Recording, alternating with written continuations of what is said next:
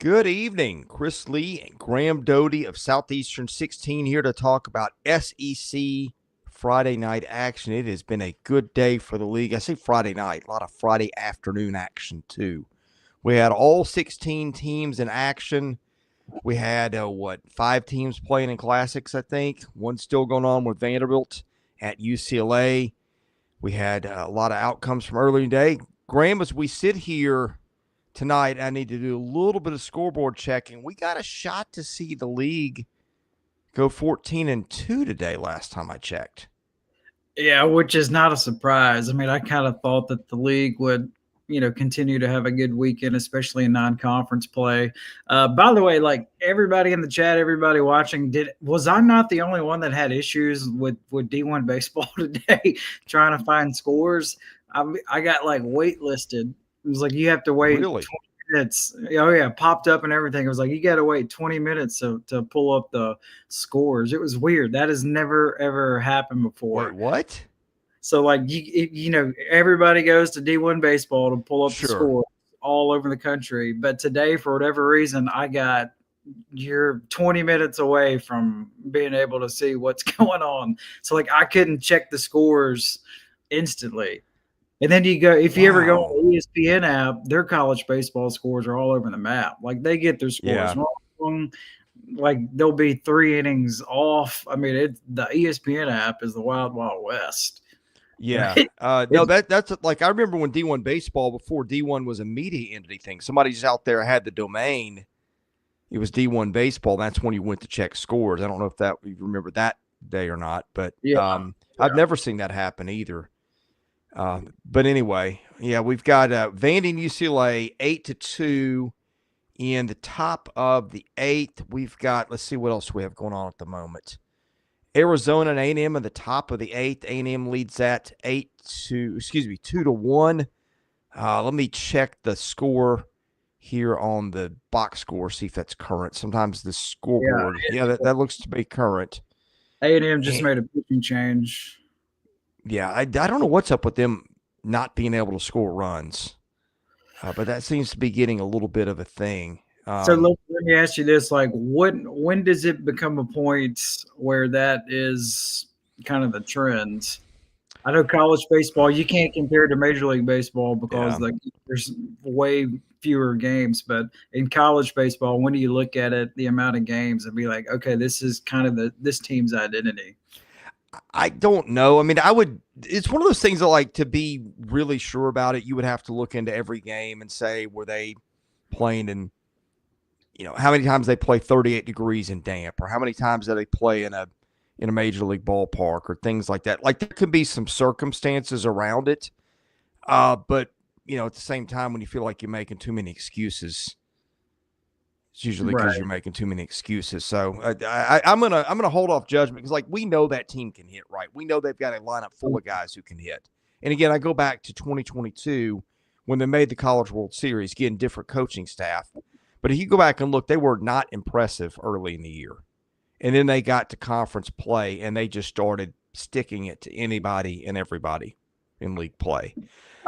This also reminds me, how in football everybody forms their opinion of whatever team in the summertime, and then they just stick to that opinion of the team all the way through the season. It just feels like everybody was anticipating A&M to have like double-digit hits every game, like win by 7-8 runs every game, and they're just not doing that, and everybody's just caught off guard. Well, I will tell you this. When we do power rankings on Monday, and I'm Mr. Slow to change, I don't know that I've moved anybody more than 1 or 2 spots from where they were the previous week, which is what happens when everybody's beating up on teams they should beat up on. Mm-hmm.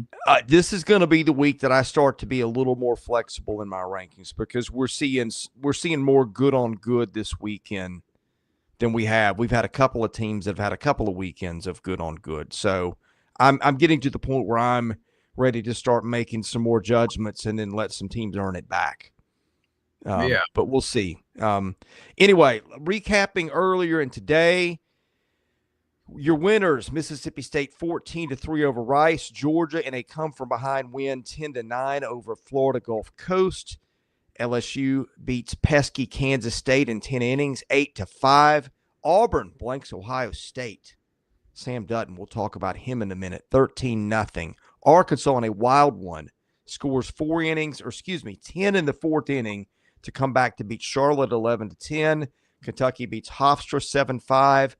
We got Tennessee over Oklahoma State out at Minute Maid, or whatever they call it now, 5-2. You got Oklahoma staying unbeaten, beating Cal State Northridge 9-0. Ole Miss 9, Wright State 1, Alabama 12-4 over North Dakota State. Miami defeated at Florida 6-2. Missouri knocked off by Evansville 7-6. Clemson hangs on to beat South Carolina 5-3. And as we said, the 3 scores in progress earlier today. Now that we have read off the scoreboard, Graham, what are the highlights of the day that you have seen so far?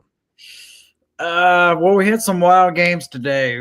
We got plenty to discuss and choose from, but how about let's go Arkansas, just because that game got out of hand in a hurry. I don't think anybody anticipated Charlotte going up 9-0 almost immediately. And then just Gavin Gackle. This is a couple starts in a row here now where it's been an adventure. So today, 3 innings for Gackle, 10 hits, 9 runs, 3 strikeouts, threw 66 pitches in his 3 innings. So that's kind of the story. So remember, they're already banged up already with their rotation. Who knows how long Wood will be out there, but they need Gackle to step up and other guys as well. And Gackle just couldn't get past the 4th inning tonight. But give credit to Arkansas. They put up a 10 spot in the 4th inning. Just kind of shows you the character that they got. Dave Van Horn's been doing this forever. They're never going to roll over and quit. And they just were able to climb out of that big early hole. And the Alloy brothers just continue to play at a high level. They each had a double tonight. Logan Maxwell, a big game for the Hogs tonight, 2 for 5 with a home run. To me, the difference in this game, once Gackle went out, the Razorback bullpen was just phenomenal. They only gave up 1 run. They struck out 9 and didn't walk anybody. So that's why they were able to climb out of that hole and win it. I think, to me, the big story, again, Tennessee going to Minute Maid, knocking off Oklahoma State, which is not ranked, but I think they played a tough schedule early, got knocked out of the poll. Josh Holliday's club's always, hosting a regional right in the mix. So I think that's going to end up being a good win. Liam Doyle not as efficient with his pitches today. I think the strikeout rate's still somewhere in the 70s. Struck out 9 more today in 4 1/3 innings, but needed 90 pitches to get there. A big deal for them was the long ball, 4 home runs, 2 by Gavin Kylan. They made some starting lineup changes. They put Marin, in at third, threw Fisher in at first. As you're seeing Tony Vitello making a lot of early season moves to give some freshmen playing time, so I thought that was interesting. Yeah. But Tennessee coming out of Arlington with the win, gave up a couple late. It made it a little bit more interesting. But you go there, you beat Oklahoma State in a big league ballpark. You've done your job. You end the night happy. Yeah, and Doyle, by the way, he touched 99 again tonight, so he has just really elevated his game. And one thing we touched on it this week, what's that offense going to look like for Tennessee once they get out of Knoxville? Well, 4 home runs. I saw our guy Sam Smith in the chat said he packed the bats. So obviously he helped out his Vols with those 4 home runs today. Curley hit another one. Curley's got 4 home runs by himself already for Tennessee this season. Tyler's got 5, I think. I think so. Yeah. After the game, everybody's asking Tony V just about this group, and he really, really, really touched on chemistry a lot. And he said this group that he has this season is just totally different than last year's national championship team. Last year's team, those guys have been together for a long time, and this is just like a combination of those freshmen that you just touched on and just guys that maybe have been there a little bit, but they haven't played a lot, and then the transfers like Doyle and Fisher. Yeah, I think they got bid on chemistry a little bit a couple of years ago in the portal, so they're, I think, a little more careful about that now. Let's see what else. I think LSU today stood out. Kansas State has been pesky against SEC teams. Daniel Dickinson, a guy that we circled as our preseason first team All-SEC second baseman, at a a very crowded second baseman field. He homered, had 6 RBIs today. Cade Anderson, again, pretty good. 5 1/3, 2 earned runs. Kason Evans, who's become their shutdown guy in the bullpen, goes 2 innings, gets the win there. He's been very efficient. That I think in the Florida win, Florida shutting down Miami with Liam Peterson being a dude again. Those were probably, I mean, there were some other good performances too. Like Auburn had a good day, a really good day. Mississippi State had a really good day. But I'm kind of going first with teams that beat other teams that you could see as like 1s or 2s in regionals, and those were the 2 that pop off the page, other than Tennessee and Oklahoma State. Yeah, on a neutral field too.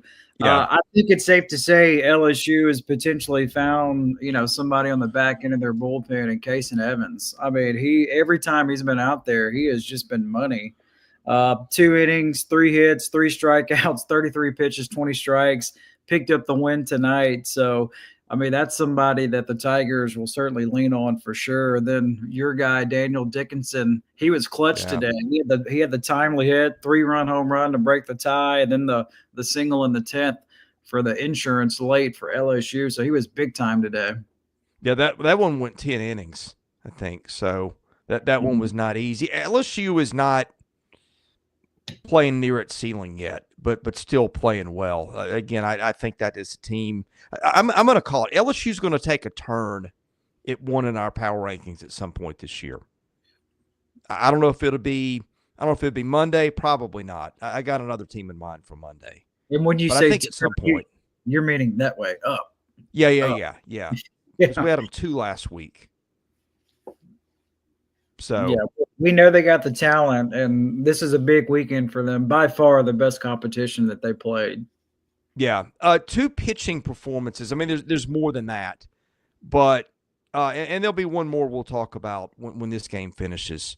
But Pico Cone from Mississippi State goes 6 1/3, 2 earned runs, 6 strikeouts. He's been really good 3 starts in a row. He's gotten deep into games, which is big because I think he hadn't pitched in 2 seasons. Ace Reese, Aaron Downs, Nolan Stevens had home runs. I also hit 4 doubles as a team. And the other one, we touched on it earlier, Sam Dutton. I did not know Sam Dutton could give Auburn the innings he's giving Auburn, because I think he threw 27, 28 innings at LSU last year. And there were some vacancies on that pitching staff at times too.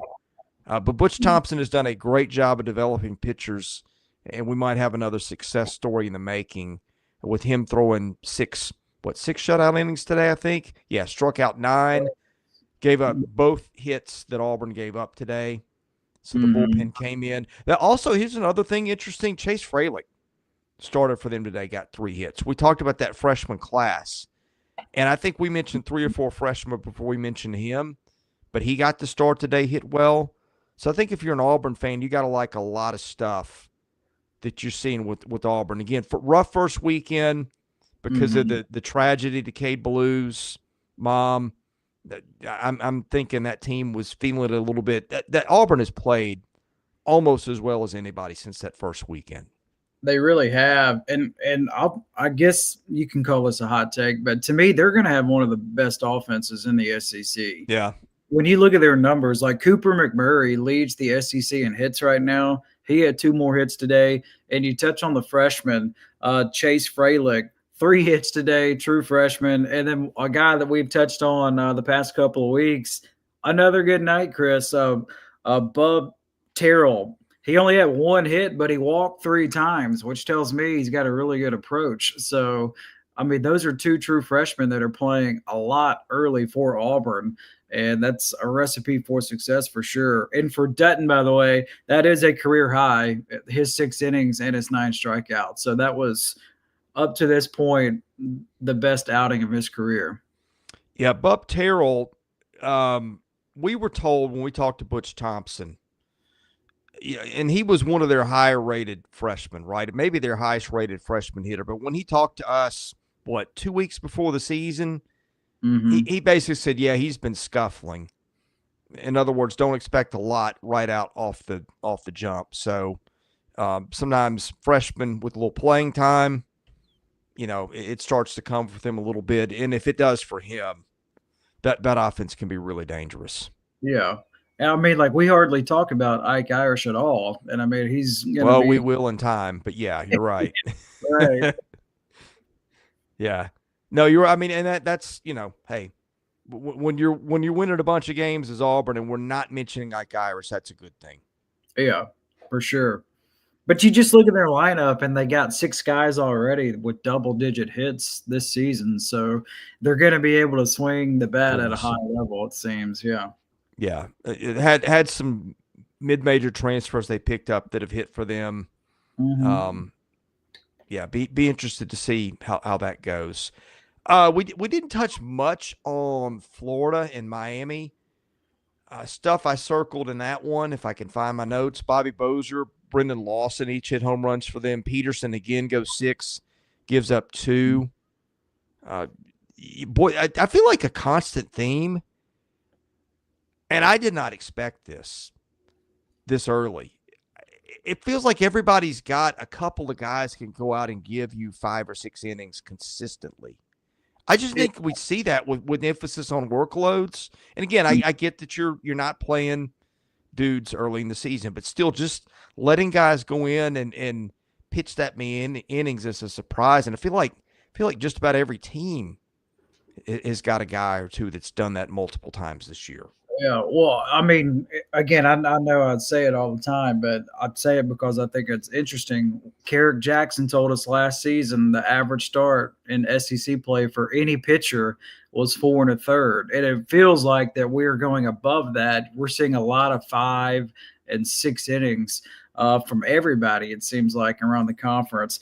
And to me, like, the top 2 pitchers so far that have been standing out, Liam Peterson for the Florida Gators and Liam Doyle for Tennessee. And you could throw Pico in there for Mississippi State as well. To me, it's like those 3 guys have kind of separated themselves so far from any other Friday night arm. See, I don't know about that because you got Kyson Witherspoon. We got a guy that's made 3 starts that's gone 5 innings that hasn't given up a run yet. You know what I'm talking about. We'll get to him in a minute. I think it's a crowded field. Now I think Doyle is the best so far.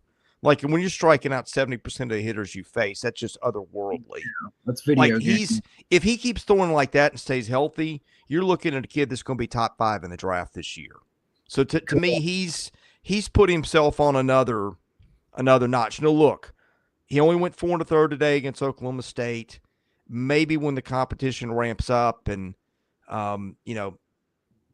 they'll play teams that can punish you for missing a spot by 2 or 3 inches. Not that he's missing a lot of spots, but you know what I mean. In other words, the jury's out some, but like right now, the way it looks, I feel like he's kind of otherworldly right now. Yeah. And then you got a lot of guys that are just having great starts.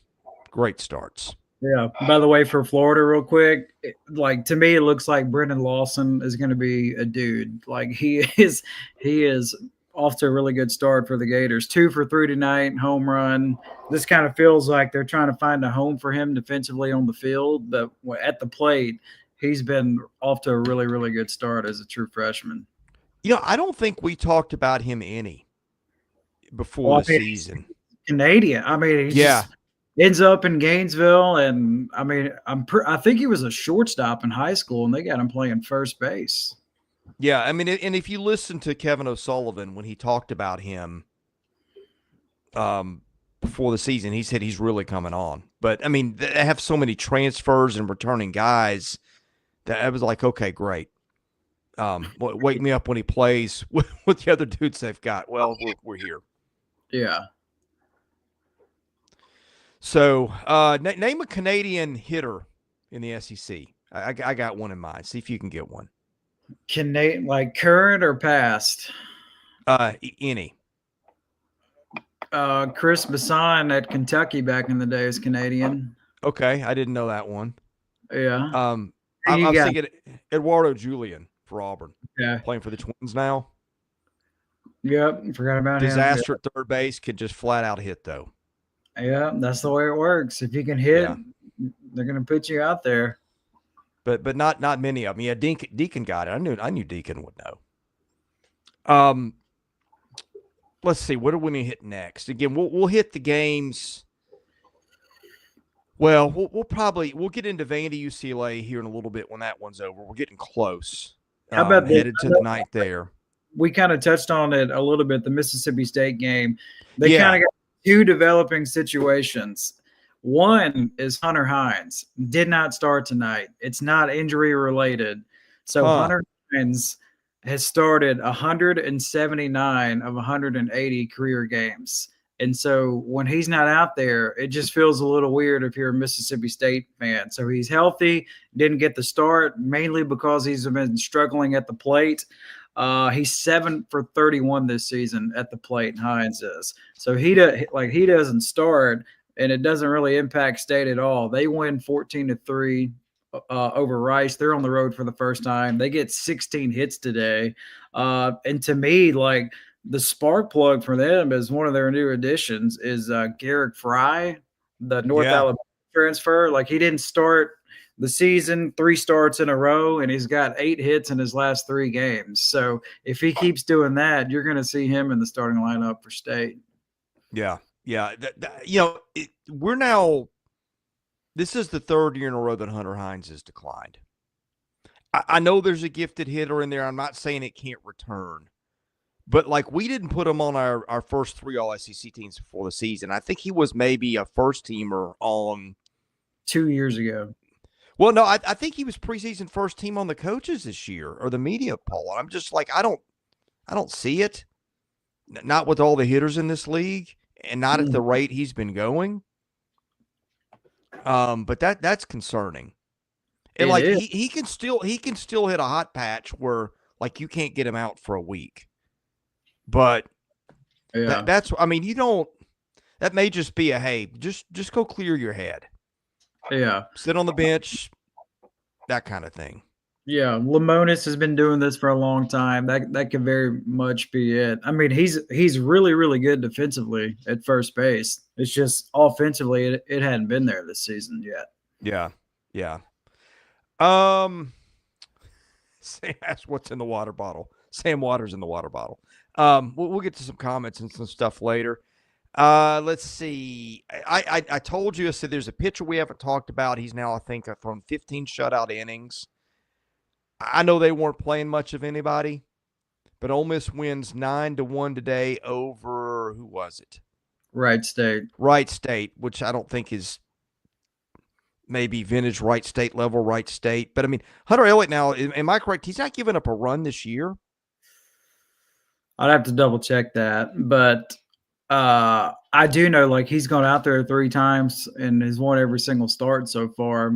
I don't know what to expect from him, like, going into this season, just because it's been 2 years. But I mean, he is really shaking off the rust for sure, and really, really looks sharp. Now tonight didn't really have his best stuff. He only gave up 1 hit, but he did walk 5. Finished with 7 strikeouts. So the walks were a little bit of an issue tonight, but he's looked good, and you can just tell he's getting more comfortable on the mound. Okay, here's that. Ole Miss has updated his stat line. He has not given up a run, earned or otherwise. 6 hits in 16 innings, 20 strikeouts, 1 double, 1 hit batsman, and 8 walks.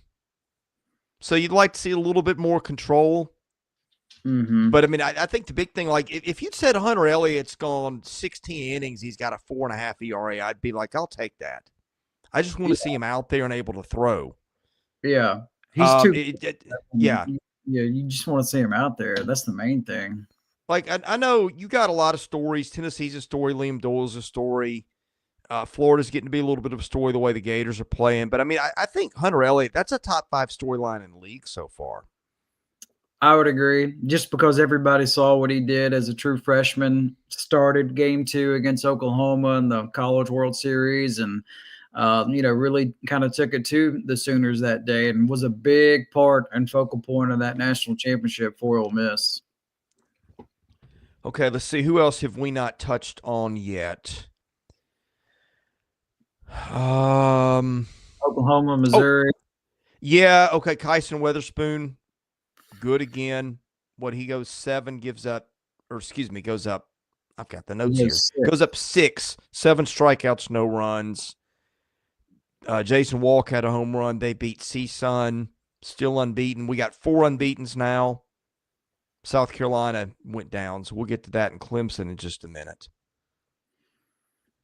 Yeah, to me, for the Sooners, you mentioned the walk home run. That was the first at bat for Oklahoma. So he starts the game with a home run. So the Sooners never really trailed or had much to worry about. Easton Carmichael continues to play at a high level. He had a double and a triple today. He scored 3 times as well. Kind of a cool nugget. Kyle Branch, who's hitting almost 600 this season for Oklahoma. He's a true freshman, and his brother plays at Georgia. So just talk about a super athletic family. Branch today, 2 for 4 with 3 RBIs. So he's off to a good start, as is Oklahoma. They're going to be – it seems like they're going to be towards the top in the SEC in stolen bases. They had 4 more stolen bases today as well. Yeah. We hadn't hit Florida, Gulf Coast, and Georgia. Georgia down 5-0 after an inning. 15 hits, 2 Daniel Jackson home runs later. They win that one 10-9. The pitching's been a little disappointing for them, but the lineup came through today. Mm-hmm. I did a double take when the box score said Dan Jackson. I'm like, wait, that's the safety for the football team. No, this is the catcher. Right. They the box score. For room's sake, he goes by Daniel. But anyway, clearing up anybody else's confusion who saw that and did a double take. Georgia's lost, 1 game now? They lost to Wilmington in the first weekend. Yeah. So, I mean, the offense broke out today. Well, it didn't break. The offense has been hitting for 2 weeks now. Georgia doing the things we thought the Georgia offense would do is what I'm trying to say. Yeah, and if they get Daniel Jackson to get the 4 hits like he did today, I mean, a double and 2 home runs, he was a big-time factor today.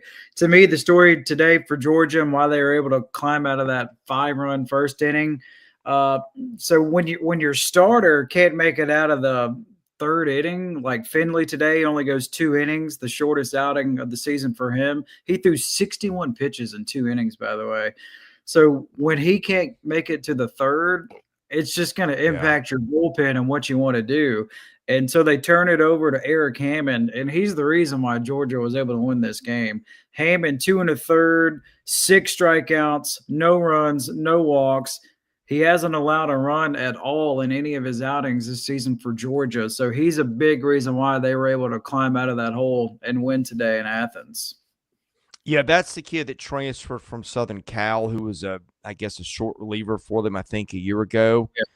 I want to look up something so I don't speak out of turn. I'm a little disappointed in their starting pitching. Now, look, they've thrown 20 guys or whatever, and one of them is Brian Curley at the end, who's been beyond nasty. And so maybe they can piece it together. But I wanted to see more out of Leighton Finley so far. Let me see what Colton Smith's line is. Because he's probably there. I mean, if he and Finley are both, Ace would be a little bit strong, but really good arms, like would fit in most rotations.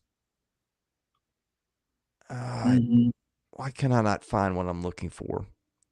Yeah, I mean, Smith is given him 4 innings so far and an 11.25 ERA. That's what I thought. I want to make sure. Charlie Goldstein is just not 1 inning. I don't think we'll ever see Charlie Goldstein go out and give you 5 again. I think he's an opener. He can't get healthy. And they've got some arms, but they all throw hard, but it feels like everybody throws hard now. They're more This is going to be more of a backhanded compliment than I mean it to be for both teams. Remember when Mississippi State would throw like 14 guys the year that won the national title? And it would just like, okay, we'll throw this guy out of the pen. If he's not getting outs, we'll go to this guy instead. And they just kept rolling the dice until somebody was effective. Like they had Landon Sims, they had Will Bednar, and then they had just had a bunch of guys who could pitch. Georgia's starting to feel a little bit like Mississippi State without those 2 studs at the top. Is that fair? Yeah, I mean, well, Curley's a stud at the end, but you get what I'm saying. Like They've got guys who can throw. I'm not seeing guys who separate other than Curley, kind of the way that I thought we might. And look, it is really early, really early. Yeah. By the way, Landon Sims, that dude, when he got out there, it was ball game. Good luck. It was it. Yeah. So I feel like I talk about him all the time, but what does Georgia want to do with JT Quinn, one of their transfers? So he's got one start this season. JT does 6 Ks, 2 walks, just not a lot of action yet. Will he be a bullpen guy this weekend, or will he get a start? And then the other one is Alton Davis, the Alabama transfer. He's been just bullpen only, but he's been awesome. 11 strikeouts. He's only walked 2 in almost 7 innings. So those are the new faces that they got, and those have kind of been their, especially Davis. He's been a bright spot in the bullpen for Georgia. I may be overreacting here. I'm looking, and they've just got a bunch of guys who've thrown 3 or 4 innings, have got decent ERAs, have got whips under 1. And so maybe they figured out. I just thought when I looked at them to start the year, I thought Finley's got a shot to be really good. Goldstein, for what he can give them, is good. And then Colton Smith. You know, I mean, Colton Smith was coming into the year sort of a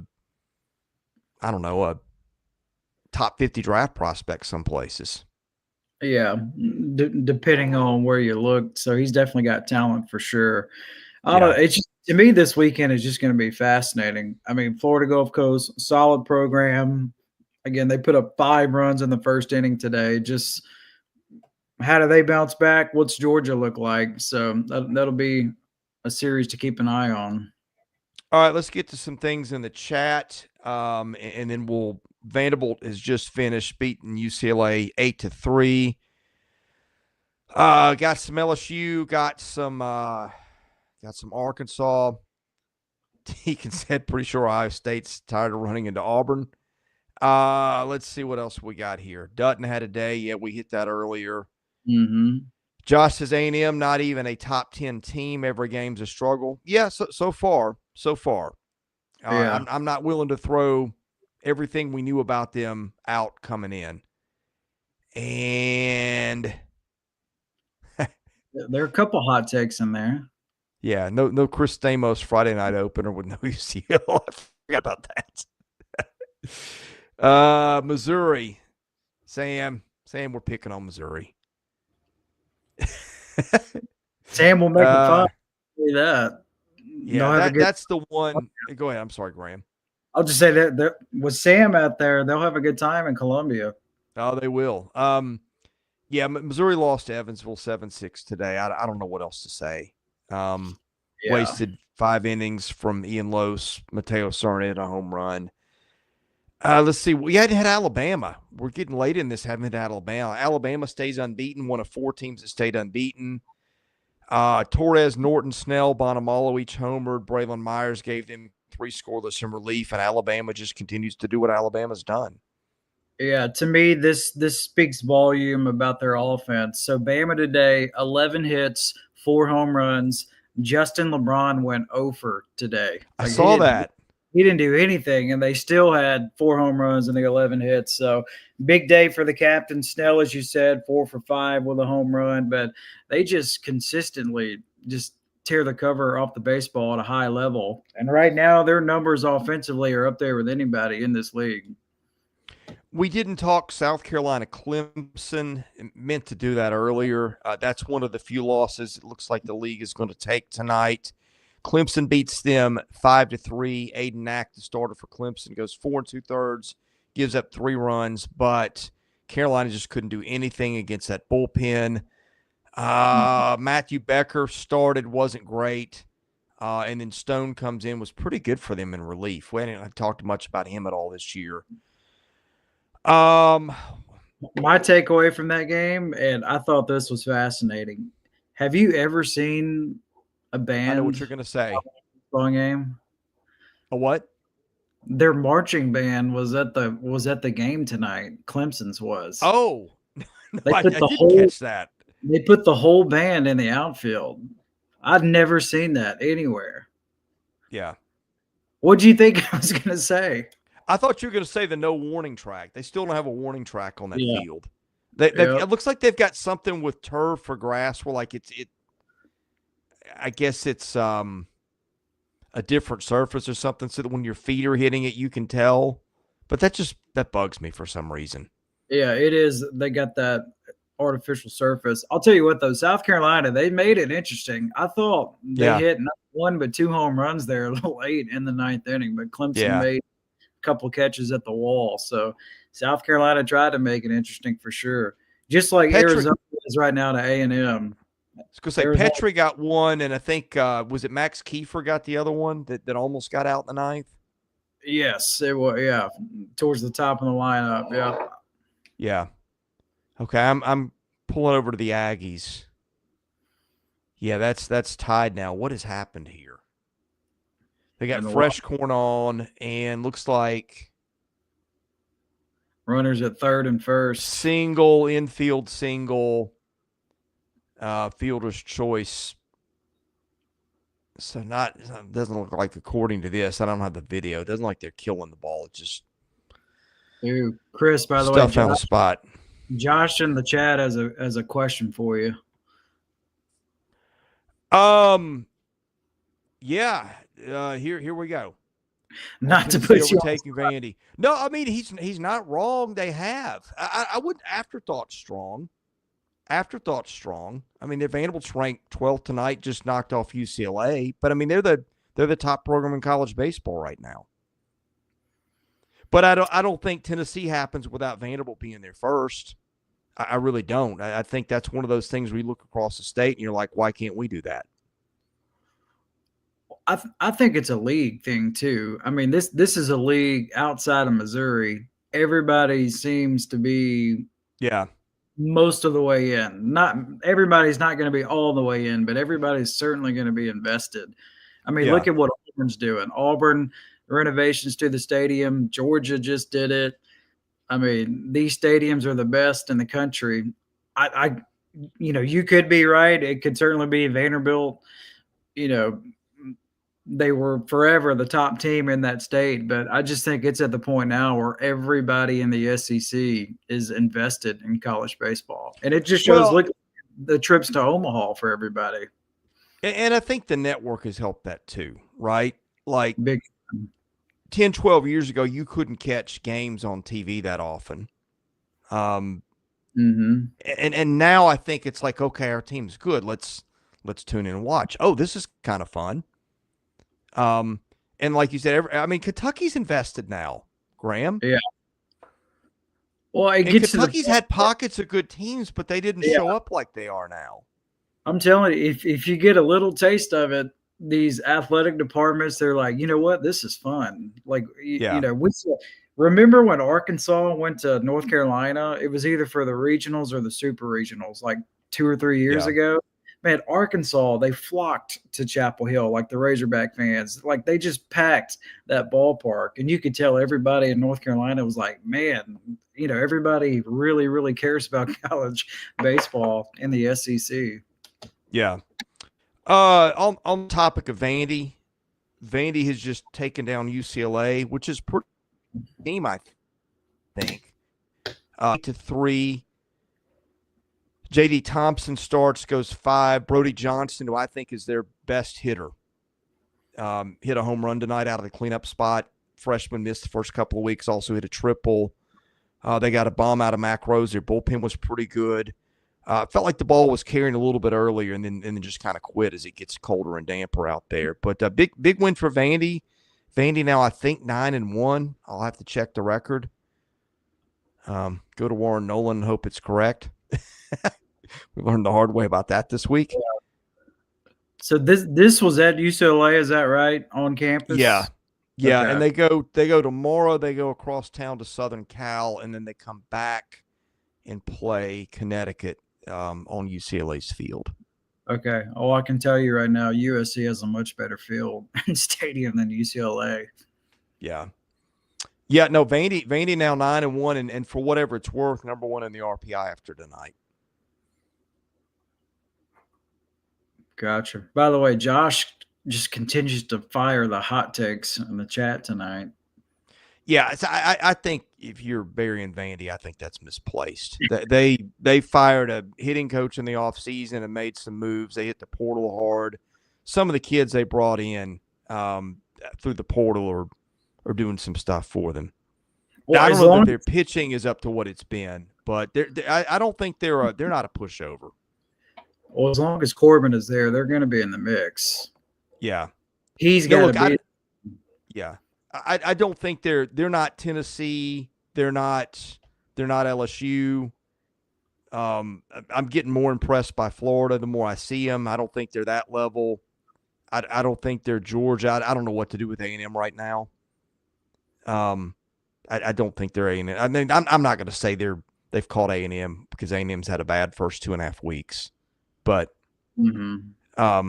yeah, I mean, I think they're an average team in the league right now. Feels to me like heading into conference play, and then we'll find out. Yeah, that's a good way to put it. We'll find out for sure. Arizona's just gone ahead of A&M. I think just won the game actually. Yeah, because they are There's one out. Oh, A&M's hitting now. Okay, never mind. Yeah. Now the Aggies, they got a runner on trying to go to third, and he got thrown out at third base. Okay, and they're going to review it.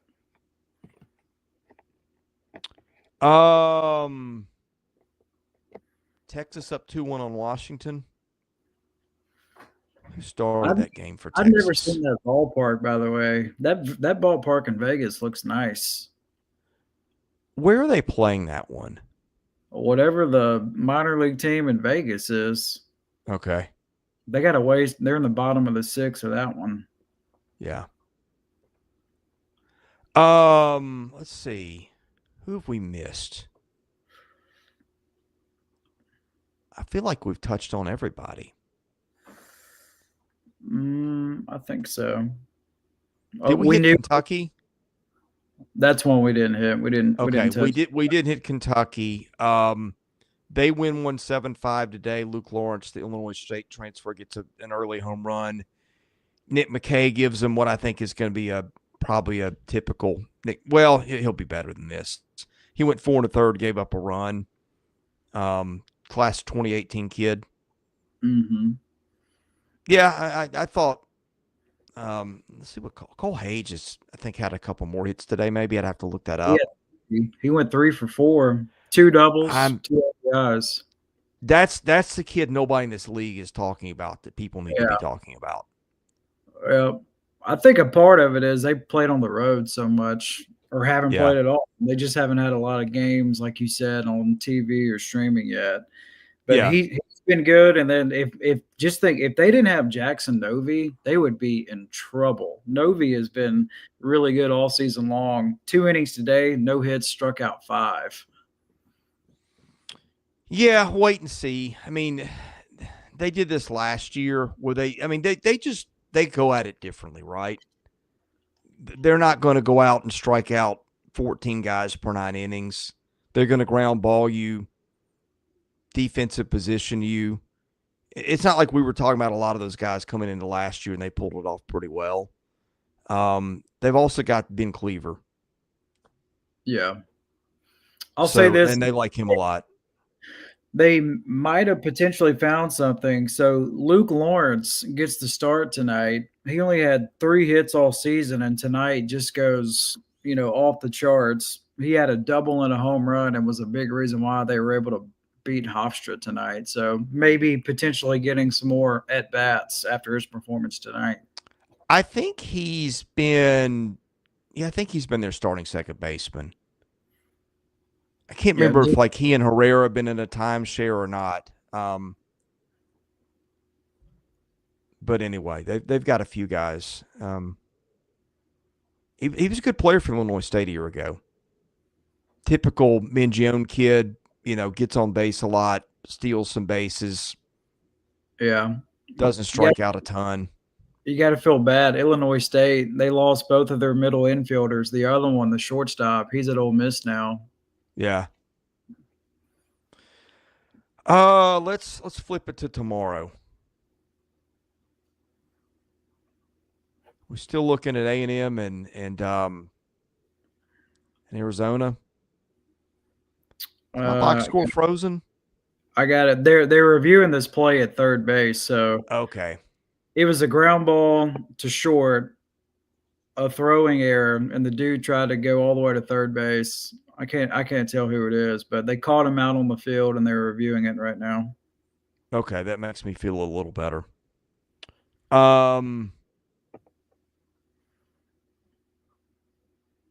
By the way, if you don't know for whatever reason in the chat, you can watch the games in this tournament in Houston. They're on YouTube. For whatever reason, they put them on YouTube for free, which is that's right. I keep forgetting that.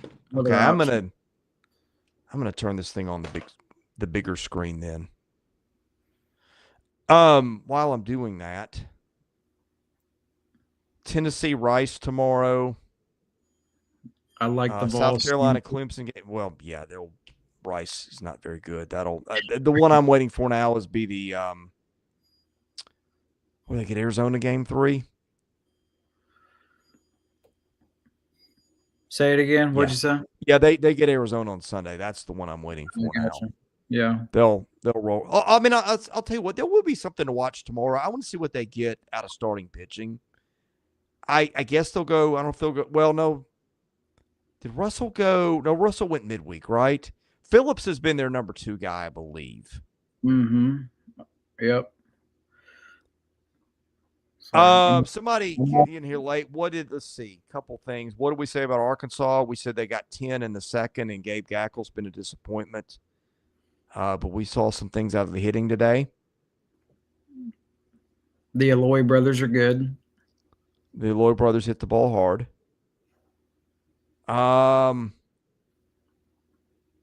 Yeah, the West Coast games, those are. Yeah, it's a lot. It's brutal. Yeah, Auburn, Oregon State tomorrow. That'll be a great one. That will. Texas Tech and Texas. Slow start for Texas Tech, by the way. I'll tell you what, go through the schedule tomorrow if you've got it in front of you. Let me buy some time to tune into YouTube here. I want to see what's going on in this A&M game. I was glued to the A&M game too. All right, fingers crossed. I'm on D1 baseball. See if the schedule will pull up this time. You got South Carolina and Clemson. They are playing the neutral site game in Greenville, South Carolina for game 2. You got Tennessee is playing Rice. I'm trying to look at all the games in the tournament. Mississippi State is playing Arizona. That is a 4:00 first pitch. Vandy is playing USC. LSU is playing Nebraska. They're one of the preseason favorites towards the top in the Big Ten. Texas Tech, which you just alluded to, and Auburn, Oregon State. And A&M is going to play Oklahoma State tomorrow. They are still reviewing this, by the way. I know. I turned it on and they are still going over this one call. Yeah, let's see. Games that catch my eye tomorrow. Obviously, South Carolina, Clemson. I want to see how Georgia pitches tomorrow. Arizona, Mississippi State will be interesting. Miami, Florida will be interesting. Auburn, Oregon State. I want to see what Auburn. Nebraska, LSU could be sneaky good. Southern Cal, Vandy, maybe. I'm not quite sure what Southern Cal has. Off to a good start record-wise. I'm not sure what that means. Yeah, this is an unusually good slate of games for March the 1st. Yeah, well, I feel like this season, different than previous seasons, these tournaments, it feels like they stretch them out longer. So it used to be like the first 2 weeks were the tournaments. Now it's like the first 3 weeks, they got tournaments all over the place. Vegas, Arizona, Texas, and now Jacksonville, Florida. Again, I believe, by the way, if you got to review it this long, just stick with what was called on the field. Like it shouldn't take 8 minutes to figure this out. The problem is the throw beat him by plenty. But yeah, I think they're trying to figure out if he avoided the tag. Well, the other issue is the camera angle we've got is not the one we needed. By the way, everybody needs to know this. The SEC this season, it's a new replay review system. We've used it in every sport in the SEC this season. We're the only conference that does it. It's called the Hawkeye Replay Review System. And all it means is there's way more cameras at a higher frame rate, and the people that are reviewing whatever the play is, it's going to be crystal clear. So when you get these tournaments like this, it's not going to be a clear picture, which is probably a reason why this review is taking forever. It's funny. We got that text from Alfred. Alfred went down to the Georgia State game and found out the hard way they don't have any replay, no cameras, no nothing. Yeah. Especially not at that ballpark in Duluth. So after all that, they called him out. Yeah, which was the call on the field. And I'm with you. If you don't know after 19 minutes of review or whatever that was, then stick with what you had. Was that Galloway that got thrown out, the Southern Cal transfer? I think it must have been. Or was that him? It was 7. Who's 7?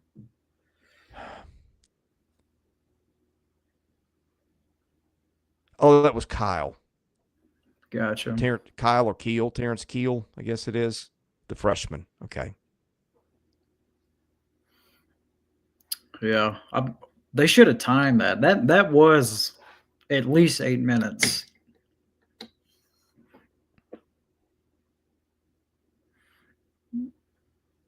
And then we got Kent at the plate. This is where he made his name last year in Omaha. Situations like this. Maybe his dad will give him a handshake after the game.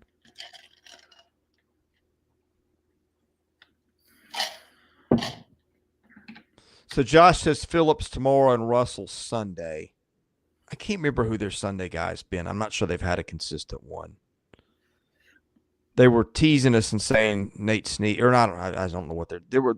Some people thought Snead would be their 3. I like the role they've got him in better than using him to start. That's I like these tournaments too, because the rotation is going to be different too. You shake things up. Yeah. How many outs? There's 2 outs in this game. It looks like a decent sized crowd too. Well, you figured A&M would bring a lot of people there. Yeah. Josh thinks he'll go Russell 2 innings, then Arvinson and Tegan Coons. Interesting. Sounds about right. Yeah. How much pressure is going to be on A&M if they don't win this game? Oh, that's a killer now, because there's a Flair single over second, and that would have scored a run from second and tied the game. Yeah, that is. Yeah. Just think if he would have stayed. That's why I think they're going to come. I mean, that was such a good piece of hitting right there. Mm-hmm. And that's what they did. I mean, they can blast the ball, but they're just so. That's such a fundamentally good lineup they've got. Like, they didn't chase outside the zone last year. They got the bat on it. I mean, I just think it's a matter of time. I don't know if they, changing staffs, if they change hitting philosophies. That was my next question. Remember, they used to but they get in the box and it would take 5 minutes. Goodness. It would take tons of time. And if you miss the strike zone by an inch, they were not going to swing. Right. So, I don't know. You would think it's the same approach with the hitting coach now being the head coach, but I don't know. He might want to do things differently.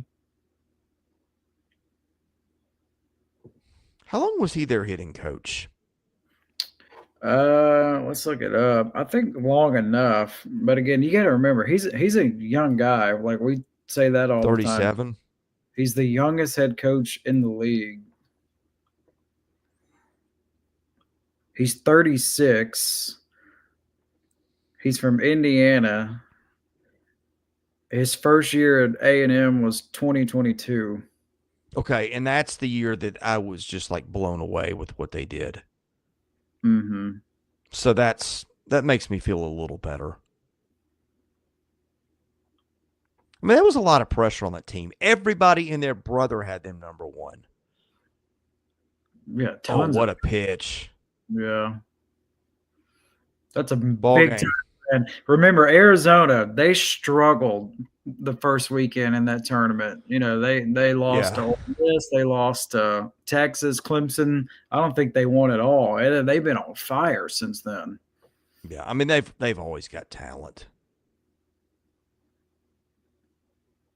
Yeah, best thing about Arizona, if you're a fan of the movie Major League, the first one, the best one, they play in that ballpark, the spring training ballpark. That's where all of their games are. Oh, okay. They've got a weird park. Yeah, it's very Like a weird. really strange. The dimensions are strange. I try to remember if it plays hitter or pitching friendly, but they've got like a huge wall in center field, I think. Yeah, it's enormous. Yeah. It's But very. I think it's a launching pad though, isn't it? I remember it being. Or was it the other way? I remember it being pitcher friendly. Let's look it up. Yeah. Park factors for college baseball. There's not a lot of great stuff. There's the only one, the one that you always Google and find is the one that the Action Network does. Right. Boyd's World used to keep. Is Boyd around anymore? Who's that? Boyd's World. That guy, Boyd Nation. I don't know. I haven't seen him. He used to keep park factors for a long time, and then he quit doing it. And he had, those were the ones I always looked for. All right. How many parks have you been to in the league? Yeah, you're right. It's hitter friendly. It's 1.07. Okay. Oh gosh, I've been to Georgia, Kentucky, Tennessee, Mississippi State, Ole Miss, Vandy. I think that's it. So I don't most of rotate much anymore. I've been to all of them except for Oklahoma. All right, Josh wants the narrative that Tennessee only hits bombs at home, killed. Yes, right. They hit 4 in a major league ballpark today, albeit one that's a little more home run friendly, I think, but still, his point.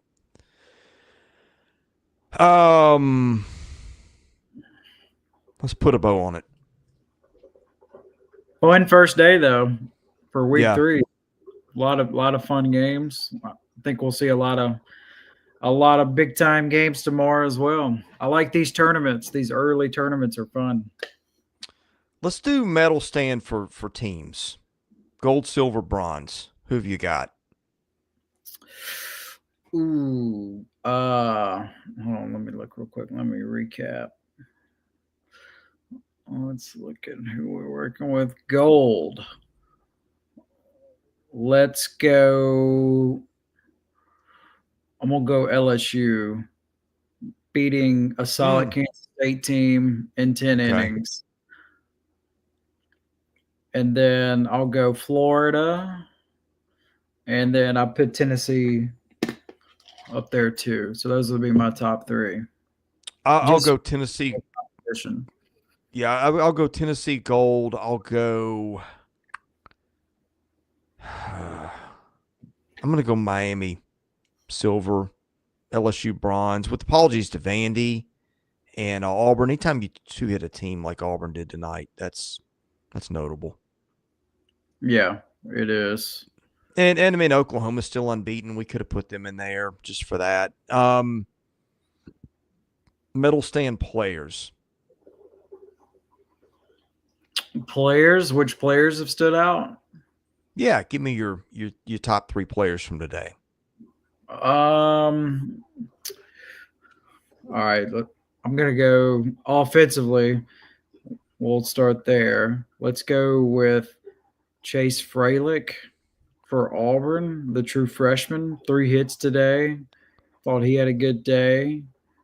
Daniel Jackson for Georgia. Anytime you get 4 hits in a game, including a double and 2 home runs, that's probably the biggest stat line of the day right there. Daniel Jackson. I don't know. Those will be a couple of my top 2, and then Cole Hage at Kentucky. Like all that dude does is get base hits and fly under the radar. He had 3 hits today, including a pair of doubles. Yeah, people need to know that one. They're going to know it later in the year. Okay, I'm going to go.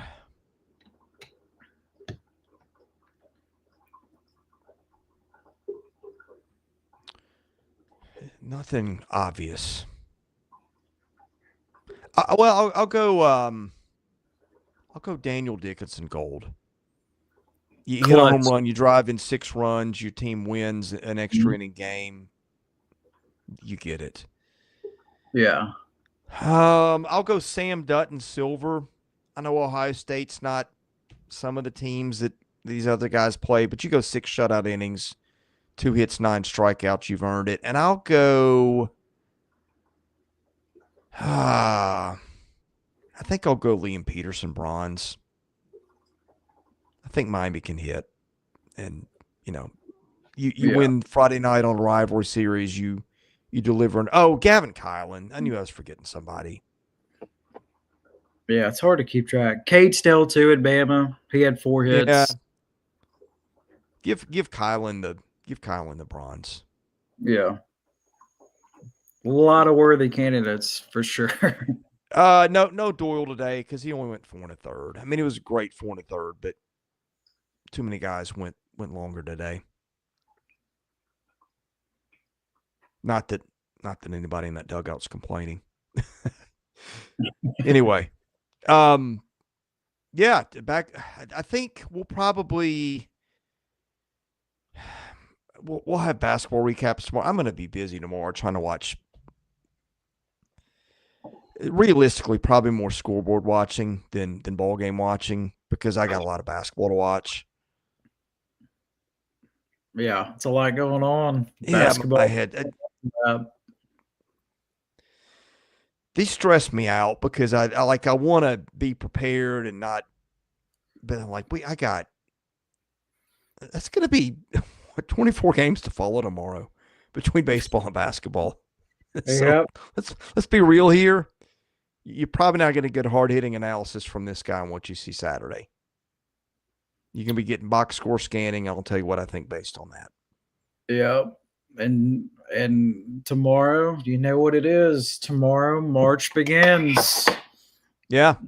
It's my favorite month of the year. Absolute favorite month of the year. It is. I would say March and October are the best 2 sports months. Yeah. My least 2 favorite months are January and February in that order. And I love March because, March is great because you've got Major League Baseball, which is my favorite sport, is just starting at the end of the month, and you got spring training to hold you over. You got the NCAA basketball tournament, which to me is the greatest sporting event in America. It's getting warm. I mean, man, I had enough of 20 degrees this winter. If you bring me snow with it, I'm okay for a bit because I'll get out in the yard and sled and do all that and have some fun. Yeah. I'll say this, March Madness, it's the most exciting for sure. Like I don't know if there's a close second. Like this is one of those things everybody's locked in. Yeah.